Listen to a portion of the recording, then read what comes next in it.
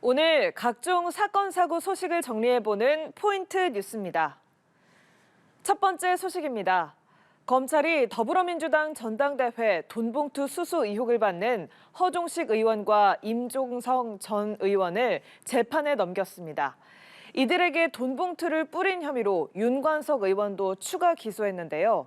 검찰은 충분한 증거를 확보했다고 설명했습니다. 보도에 김예림 기자입니다.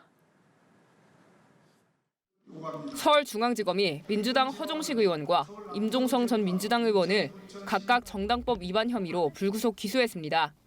전당대회를 앞둔 지난 2021년 4월 송영길 지지 국회의원 모임에서 윤관석 의원에게 300만 원씩 든 돈봉투를 받은 혐의입니다.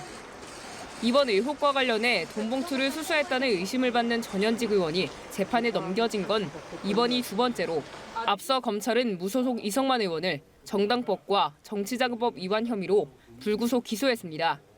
여기에 더해 검찰은 이들에게 각각 300만 원씩 총 900만 원을 제공한 혐의로 무소속 윤관석 의원도 추가 기소했습니다.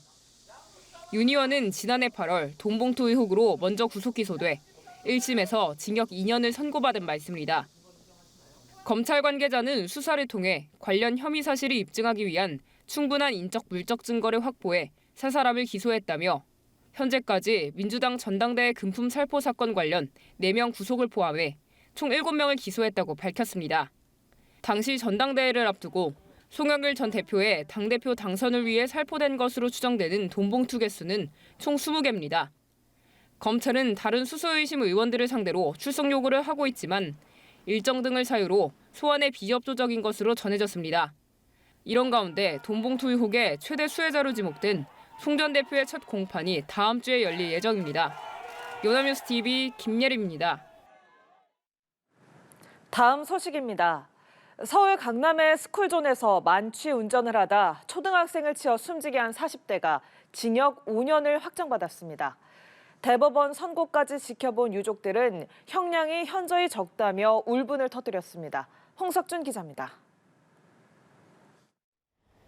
지난 2022년 12월 2일 서울 강남의 한 초등학교 앞 스쿨존. 하교를 하던 9살 초등학생 A군이 만취 상태의 40대 고모 씨가 몰던 차에 치여 세상을 떠났습니다. 그로부터 만 1년 2개월이 지나 가해자는 징역 5년의 실형을 확정받았습니다.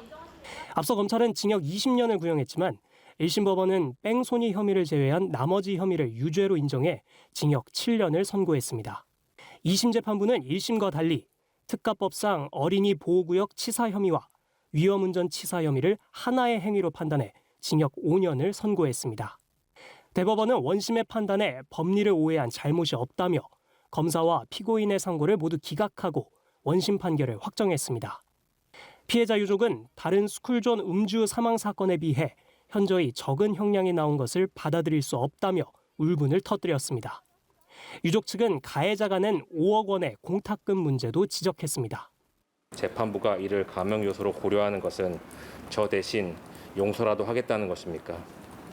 피해자의 그 고통을 덜어주는 방식으로 제도가 재정비되어야 된다고 생각합니다. 항소심은 공탁을 유의미한 요소로 보지 않았지만 유족 측은 공탁금을 받을 의사가 없었음에도 가해자 측이 기습 공탁해 감형을 노린 것 아니냐는 지적을 계속 해왔습니다. 스쿨존 사고를 가중 처벌하는 민식이법은 스쿨존 내 사망 사고에 대해 최대 무기징역까지 선고가 가능하다고 규정하고 있습니다. 하지만 대법원 양형 기준에선 위험운전 치사와 어린이 치사에 대해 징역 2년에서 징역 5년을 권고하고 있어 실제 무기징역을 선고하는 것이 현실적으로 어렵다는 게 법조계의 해석입니다. 연합뉴스TV 홍석준입니다. 마지막 소식입니다.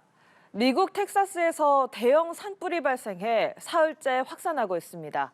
예년보다 뜨겁고 건조한 기후가 불쏘시개 역할을 하고 있습니다. 로스앤젤레스에서 임민아 특파원입니다. 도로 옆으로 펼쳐진 세상이 온통 오렌지빛으로 물들어 있습니다.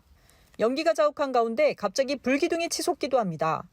미국 텍사스주 서북부 팬핸들 지역에서 산불이 발생해 사흘째 피해를 키우고 있습니다. 텍사스 산림청에 따르면 이 일대 4곳에서 따로 불이 났는데 그중 가장 큰 산불은 사흘간 3,400제곱킬로미터를 태웠습니다. 서울 면적이 5배가 넘는 크기입니다. 텍사스주 역사상 두 번째로 큰 화재라고 현지 언론은 전했습니다. 당국은 화재 위협이 있는 일부 지역 주민들에게 대피령을 내렸습니다. We received word that the town was getting evacuated, so we came back to try to get the remaining family pet and maybe a few belongings from inside the house. And when we came out, the sky just turned black. I mean, the smoke was so thick. 인명피해나 부상자는 아직 나오지 않았지만 이 일대에서 주택 40여 채가 불에 탔다고 당국자는 전했습니다. 또 전신주와 전선이 불타면서 3천여 가구의 전기가 끊겼습니다. 이번 화재의 원인은 아직 밝혀지지 않았지만 소방당국은 강풍과 가뭄, 예년보다 따뜻한 기온 등이 불길을 키웠다고 설명했습니다. Going on, and there wasn't really anything until the wind changed from the south to the north, coming out of the north. And when that happened, this happened. It brought flames from the cemetery. It brought that house caught on fire first, and then it come across us. 우리 재외 공간인 주 휴스턴 총영사관은 이번 산불과 관련해 현지 한인들이 피해를 본 사례는 아직 없는 것으로 파악됐다고 밝혔습니다. 로스앤젤레스에서 연합뉴스 임민아입니다.